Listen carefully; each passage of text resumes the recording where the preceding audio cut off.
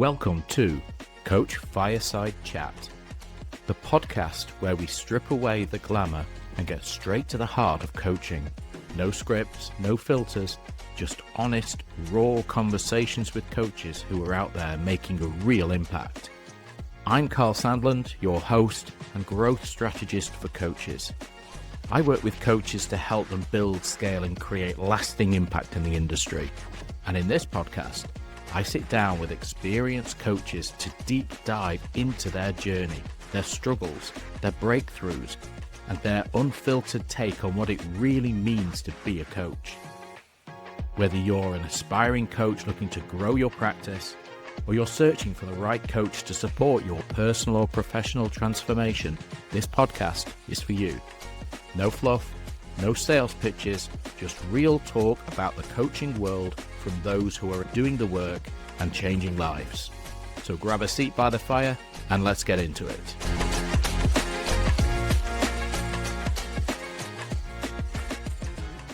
Hello and welcome to today's Coach Fireside Chat. In today's episode, we're going to be discussing the hidden link between avoidance and overworking. We'll discuss how unresolved childhood wounds and unmet emotional needs often lead people to use work to avoid dealing with deeper personal issues. And we're going to explore how this dynamic contributes to burnout and to emotional disconnection. So my amazing guest today is Lucy Tomkinson, a self-love coach who works mainly with women who've experienced challenging childhoods. And by healing and learning to meet our previously unmet needs, we're able to become our true authentic selves, move forward and create those lives that we love. So let's get straight into it. Welcome, Lucy. Thank you very much, Karl. Thanks for having me and beautiful intro. This is what's quite exciting, having guests in where we've met previously and then we've both gone in completely different directions, but then it's still the same discipline, but delivered in such a different vehicle. Let's get straight in. Can you please explain about attachment styles and avoidant attachment? What's it all about? Yeah, sure. So not everyone is aware of attachment styles. And it's something that really I found out about a number of years ago when I was working in a children and families organisation. So basically, the idea of attachment styles, how it started off was in psychology experiments. They looked at the bond essentially between children and their primary caregivers. And by doing an experiment where they would have the child in with the mom and then remove the mom, I'm saying the mom, it could obviously be any caregiver, by removing the mom from that situation for a few minutes and then having her return to the scene, then by the child's reaction to her returning, the number of different ways that the child could react, they were able to determine that child's attachment style. It's interesting, it's actually on YouTube if people want to look up that experiment. And so what they observed and realized is that this attachment style that's developed during those formative years will go on and continue throughout your life unless it is actively resolved. And so because a lot of people aren't aware of this, they are just kind of in relationships in a subconscious way. They've no idea what the dynamics really are going on in that relationship. So in terms of the different attachment styles, a secure attachment is obviously the ideal form of attachment. So in a secure attachment, the child forms a secure base with the caregiver. The child is confident that the parent is able to provide, as they say, good enough parenting. So this means that the child is secure to go out into the world. And if things go wrong, that's not necessarily going to devastate the child.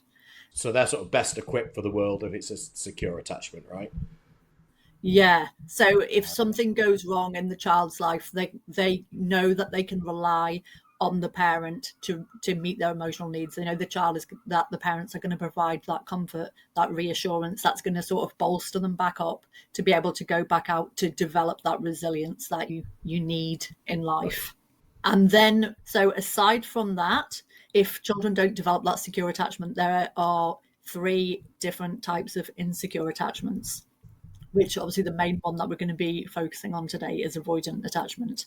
So in these insecure attachments, through what happens during childhood experience, and it could be a number of situations. It could be perhaps a parent is unwell, a parent might be mentally unwell, a parent could be addicted, a parent might actually have to leave the home. There could be an actual separation. So whatever it is, there's a combination of experiences that mean the child's needs weren't met. So the child does not have that secure relationship with the parent. The child cannot depend on the parent or the caregiver to meet their needs. And so then what happens is, this is the basis of the attachment style. They react to that, can often be a very similar situation in a different way. And it's usually two different ways, but there is also a third insecure attachment style, which is a combination of both of these styles. So what happens is, in the sense of the anxious attachment, this child and then this adult's biggest fear is of being abandoned. So this is the type of person that if someone's 5 minutes late home, they're panicking. If they haven't heard from the person and they normally text them at lunchtime, they're panicking. They're very anxious to maintain that connection. Mm-hmm. And then on the other side of that coin is you have the avoidant attacher. So the avoidant attacher often will as well have had some type of experience where they were forced to kind of grow up too quickly. So perhaps if they had a parent who was addicted, they had to kind of be old for their years. They had to take on responsibilities that were beyond the level of a child. And so what they learned in that situation was that they can't depend on someone. They can't depend on the caregiver.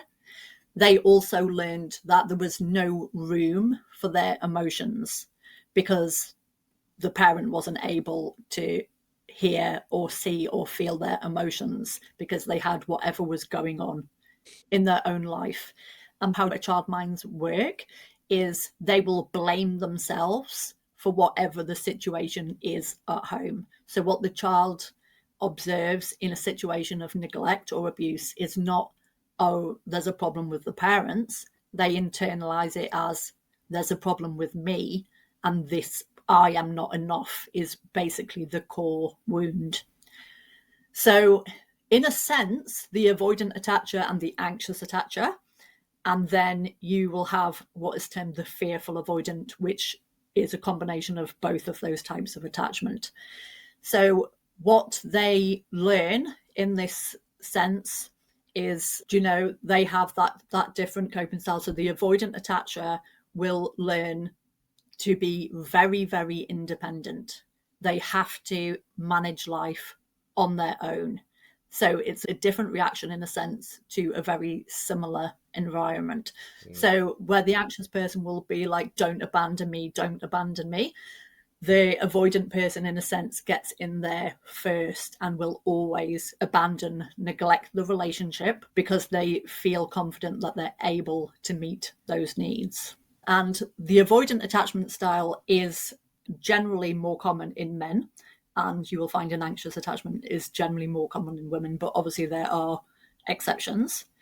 And so the child in that situation has to find some sort of a safe avenue of where they belong. So sometimes those children will absorb themselves in schoolwork. They might absorb themselves in sports, but they will find some way to meet that need for external validation. So this can be where the pattern of using work comes from initially. And the interesting dynamic is you can look at these people as both sides of one coin, because each of them represses what the other expresses. So, and that will always be the attraction.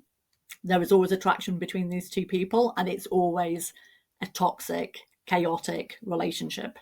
Perfect storm and not an ideal scenario, right? Yeah. But it feels familiar.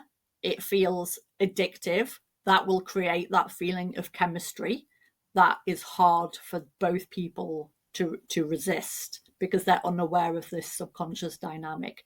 So the avoidant person will be, when they meet an anxious person, wow, you're really loving, you're really expressing your emotions, blah blah blah, and they will be like, wow, look at you, you're like really independent, because they don't feel independent, because they always depend on other people, because they don't feel enough on their own. So that is the attraction there. And then what happens in the relationship is a constant push-pull.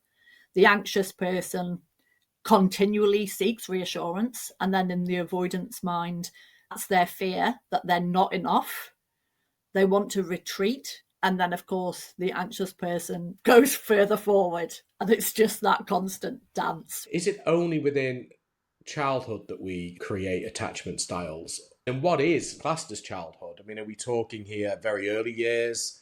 Is it still impacting or affecting even in teens? Because that particular bond with the caregiver comes around at a baby, sort of 6 to 8 months old. That the experiment that they did was with babies and toddlers, but in my experience, it can be throughout childhood. But I would say the groundwork has to be laid really in childhood, at that time when you're very impressionable. So using work as a coping mechanism, assuming that's more of the avoidance style, you are literally burying yourself away from some reality, from the problem area, and concentrating and dedicating yourself to being busy at work, right? Yeah, so if you imagine, both types of people lack self-esteem. So the avoidant person, the anxious person uses relationships for their sense of self-worth, but the avoidant person, that's very triggering for them, and they don't want to be relied on because they don't feel enough. So that's an extra pressure for them. So they are much more likely to use something outside of the home, and work can be a very safe place for them because it's clearly defined. Those emotional expectations aren't there. It's performance related. So it can be a safe space for people. And I get that. I'm brilliant at work. I'm performing at work. I know what I've got to do at work. I know there's certain KPIs to hit.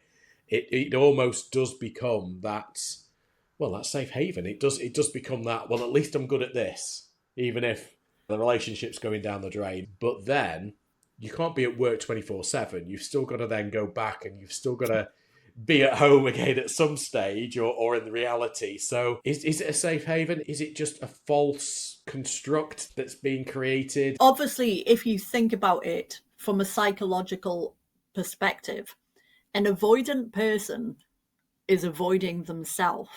Both people actually are avoiding themselves. The anxious person isn't honest about their needs and what they actually want, and the avoidant person avoids all emotions, other people's and their own. So they're out of touch with, and actually a lot of avoidant people will deny having emotions. So you could meet an avoidant person who maybe 2 days ago has been told by their wife that they're going to divorce them, and they will act as if everything is fine. Everything is not fine, but in a sense, they delude themselves because they cannot face their own emotions. You've got me thinking and analysing myself now. Boys are brought up a little bit conditioned to be stronger. And that can be part of the process. That can be part of it. Sometimes these people had those kind of authoritarian parents who didn't allow them to show emotions. Obviously, there's dissatisfaction in the relationship, because what happens at the beginning of the relationship is, because the avoidant person is, in a sense, delusional, at the beginning of the relationship, they show up thinking, even though they've done no work on themselves to make anything different, in their mind, it will be different. They just need to meet the right person, which, of course, it's just always history repeating itself. So at the beginning of the relationship, like everyone, they show up as their best self, and with more responsibilities, maybe children, maybe the pressure, if it's a man, for all the bills in the house, never mind any other situations, then that sense of people relying on them is getting greater and greater. And what do? They go to their known coping mechanism. So they'll start doing overtime at work. They'll start doing extra shifts to escape. And then, of course, it's worsening the situation at home because they're not having those conversations. They're avoiding the conversations. And the insecurity potentially from the partner. Other dynamics, because from the anxious people will, invent things to be anxious about. So they might be, they're involved with someone at work, they're having an affair, that's why they're at work all the time. And so that's just another dynamic to it. So let's say that you have an avoidant attachment and you are working additionally hard, you are avoiding life and putting a lot more into work. So where does the link to burnout come? Is it just the fact that they're not aware of just how much work is consuming them and how much they're putting into it? Or is it the fact that they're enjoying it?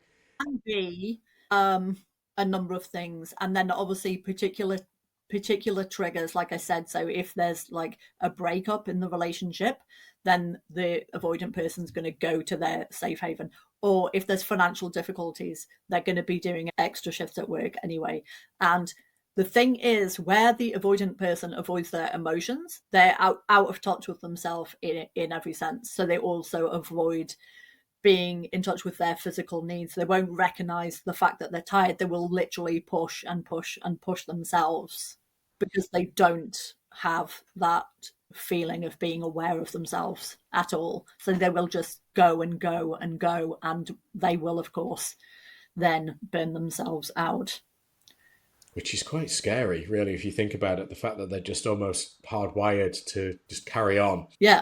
You see it not just in work, you'll see it in people who use sports or any sort of physical activity. They're avoiding their emotions, whereas someone else without that coping mechanism would feel the demands of their body. They will, again, push their bodies often into physical exhaustion, to injuries.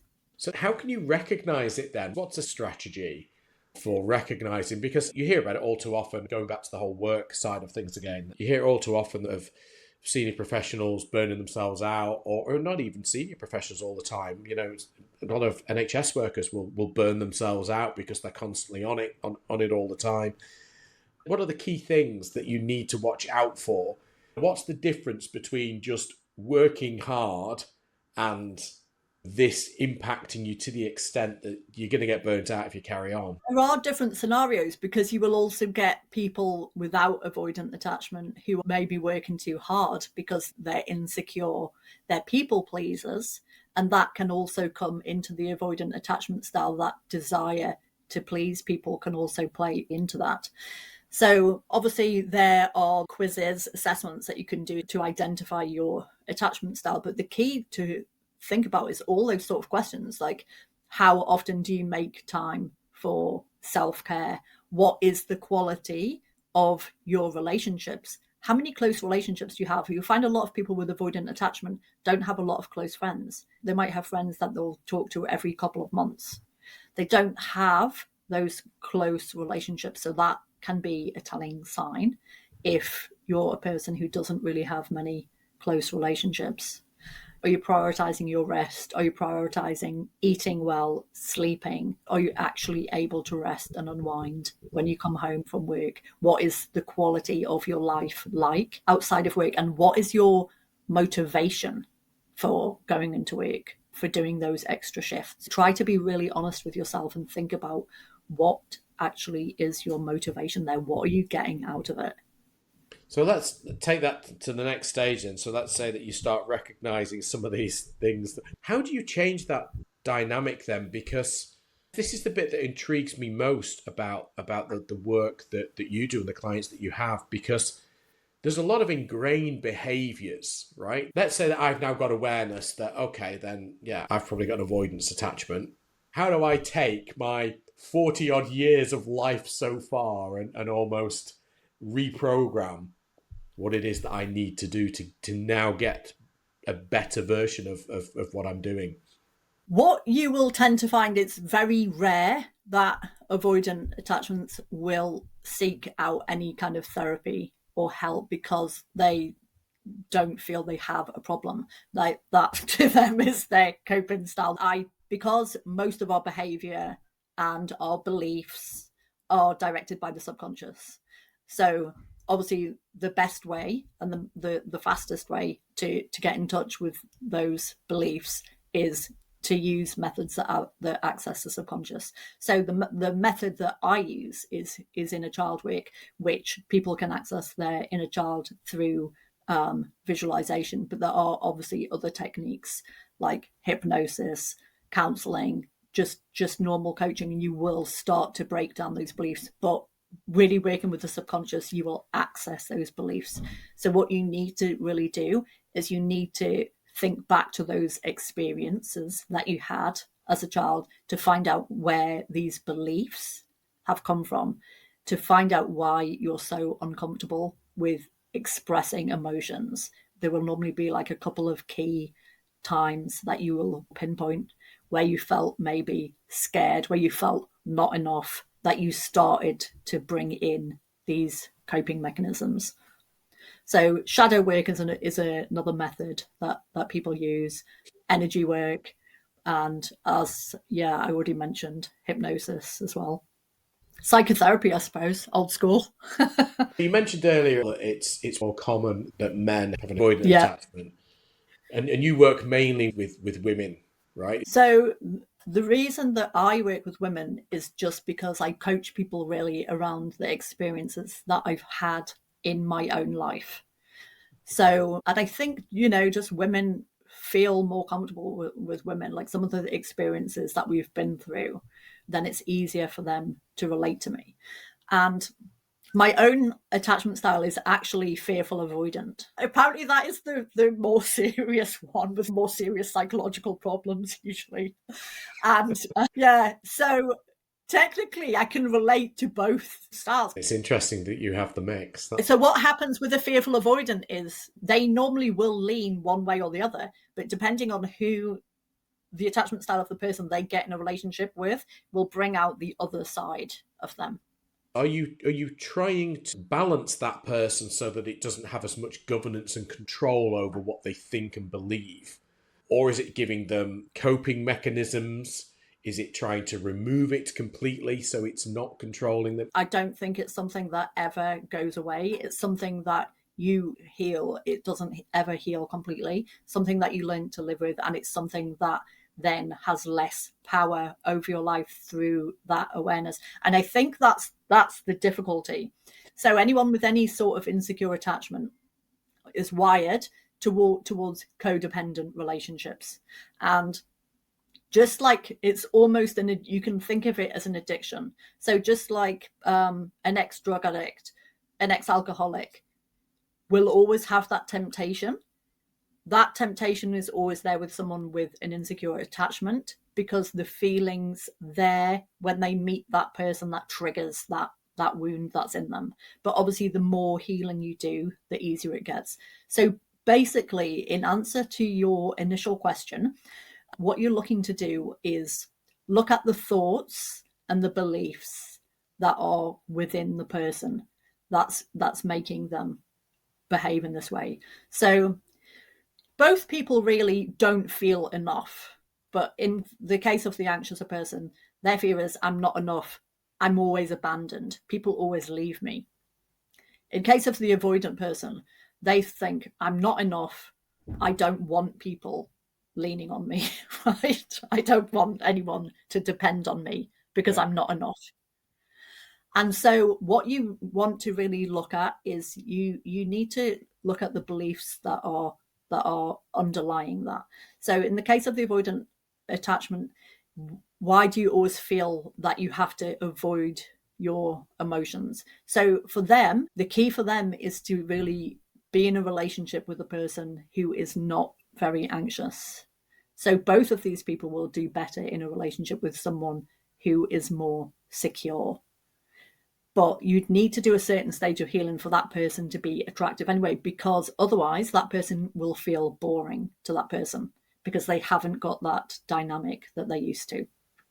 So if you have someone who is open to healing, an avoidant person, and they get into a relationship with someone who is more secure, that person isn't going to be triggering them all the time, because they're going to be able to have calm conversations about how they feel. And so they're going to learn it's okay, I can have this conversation about my feelings and I'm not going to die. Which none of us really want. You've mentioned the different attachment styles, and then Yeah. obviously the secure. You'd hope that the majority of people are secure. What they say statistically, but I find it very, very hard to believe. And my experience and what I've observed is, even without a particular attachment style, emotionally, people are in general immature. They are kind of operating at a childlike level. And that's where people are coming to relationships expecting to be, in a sense, parented. Because we're not taught a lot of these things. We're not taught how to have healthy communication. And if you've never been modeled that, how will you know it? We're not taught it in schools. In schools, everything's like franchised out, and that continues into the workplace, which is again why it becomes a safe place. So what happens if you have a conflict in the workplace? Now go to the manager, go to HR. You're not trusted to solve your own conflicts. So what you're saying really is that we're all a little bit of an emotional mess. we can't regulate many of our own emotions, and a lot of this comes from the fact that, you know, the whole nurture as a child has possibly not been at its optimal. I wouldn't say scares me, but it certainly makes you now think, how have I been with my children, my older children, and how am I now with my youngster? What is it that I can do to give her the best start where she's not forming an unhealthy attachment? Yeah, well, what is your feeling if someone says they want to have a chat with you? Is it like, oh no? Hang on, this is back on me again now. But does it fill you with joy, the idea of having a deep chat about feelings? I feel this is a leading question. I feel you know the answer, and you're not letting me get away with being vague. Yeah, I would much rather avoid conversations. You just don't know what conversations you're going to get, do you? I do tend to avoid quite a lot. So there's a couple of things. One is, have you experienced like being emotionally triggered situations or things that people have said? What, recently or in my childhood?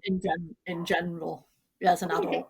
I get annoyed with things, but I'm reasonably balanced now. Nowhere near as I used to be. I mean, there were some things that I went through which, were very triggering. But since that, pretty balanced. What's helped you get to this point then? Probably seeing someone else in a worse situation. It puts things into perspective, I would say. I mean, my wife and the illnesses and the issues that she has, the problems that she has medically, has almost made me think, Karl, get out of your own head. I mean, you're being an idiot here. Who gives a shit what you think about this? That's not important. It's, it could be a lot worse. It's probably a lot of that. It's the perspective, the comparison and perspective that's probably helped me become more balanced. People are often triggered. And so what's really helpful to think about is observing those triggers. So for everyone, anything that triggers you or any person that triggers you is a clue to something that's not healed within you. So you can always see those moments as clues. Does that extend to types of people? So, for example, I know it's judgmental, but sometimes there's a certain type of person. I almost tell myself, I'm just not going to gel with that sort of person. Is that part and parcel of it, or is that just me being judgmental and a bit of an idiot? Well, yeah, you're not being open-minded because you're making assumptions. So any kind of poor communication comes out of assumptions. So when you see a person or they're reminding you, because your brain works by pattern matching, your brain will automatically link them to something or somebody that they think is similar. So your brain works against you in a way. But then by following that, then you're not being open-minded. So you've always got to kind of be challenging your own thought processes.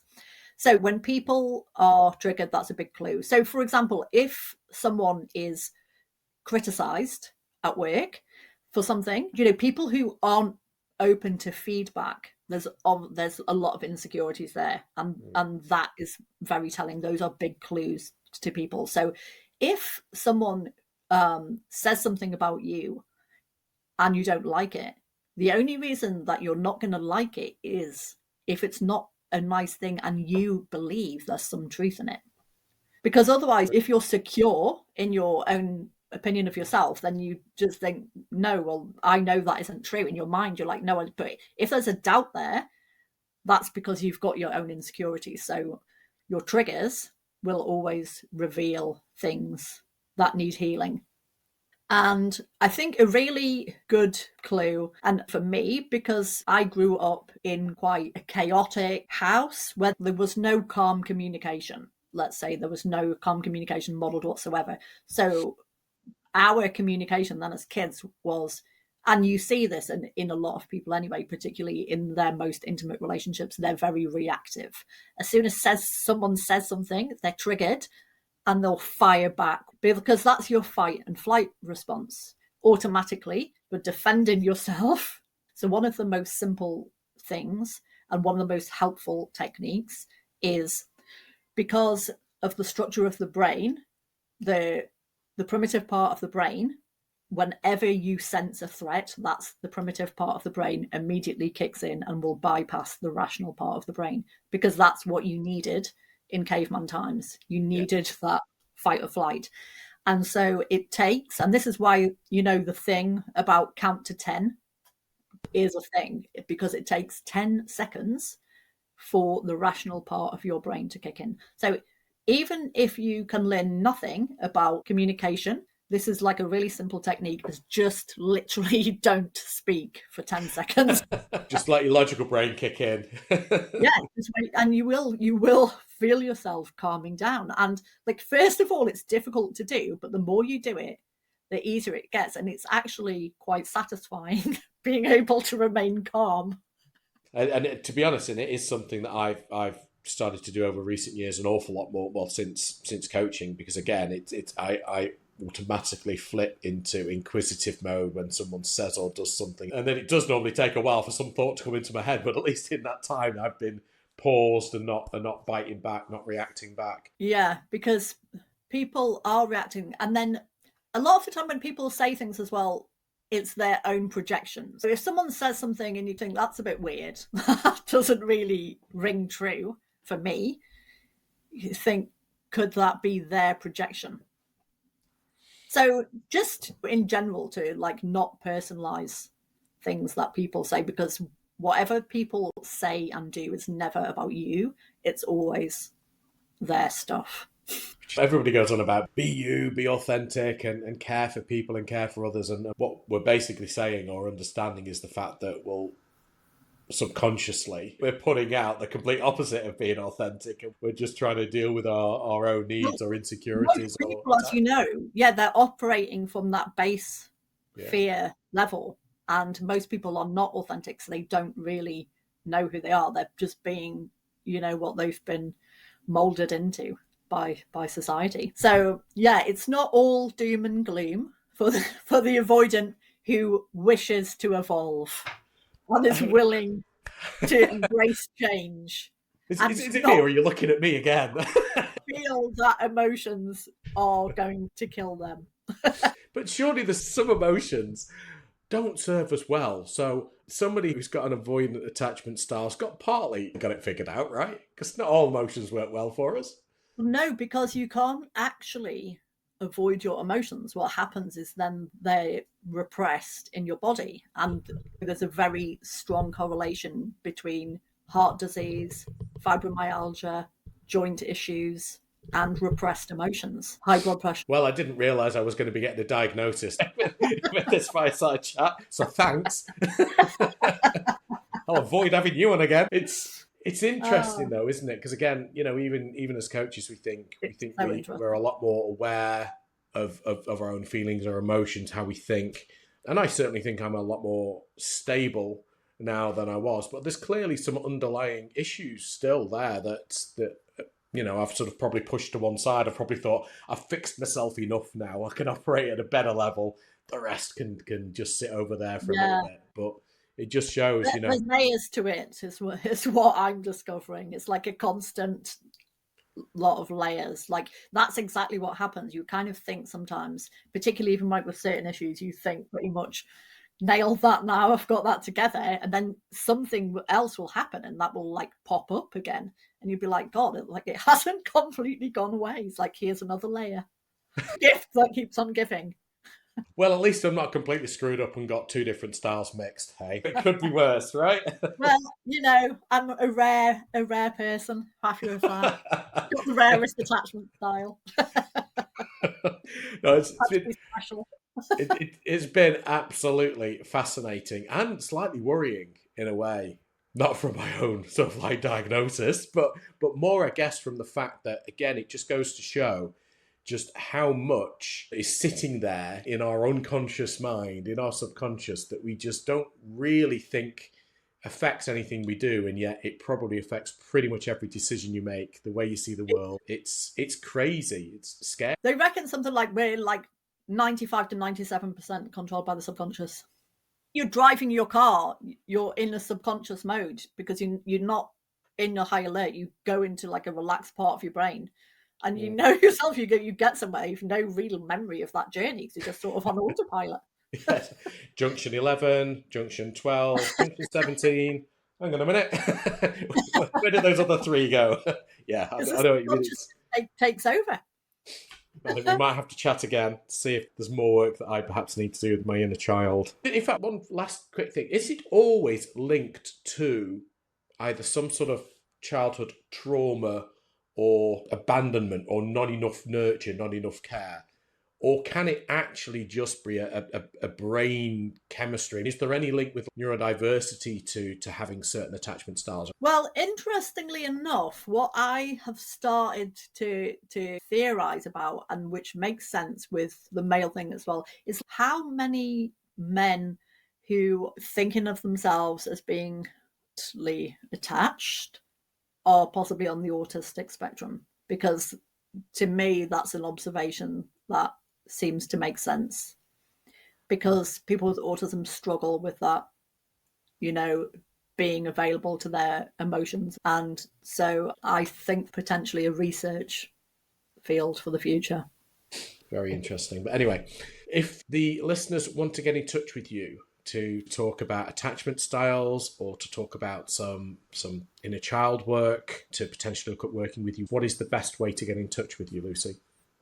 I'm mainly on Facebook and TikTok. On my Facebook bio, there's a link there as well to my Stan store. Brilliant. Well, all that's left for me really is to thank you again for coming on and entertaining and diagnosing and somewhat causing some concern for me as well. It's been a pleasure to have you on, and a long time coming. It's been too long. Hopefully it was worth the wait.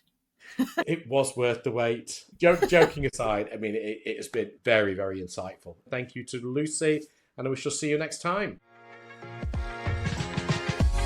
That's it for this episode of Coach Fireside Chat. If you found value in today's episode, please be sure to follow or subscribe so you never miss an insight-packed conversation. If you're watching on YouTube, hit that like button, drop a comment, and subscribe for more real talk on coaching. And don't stop there.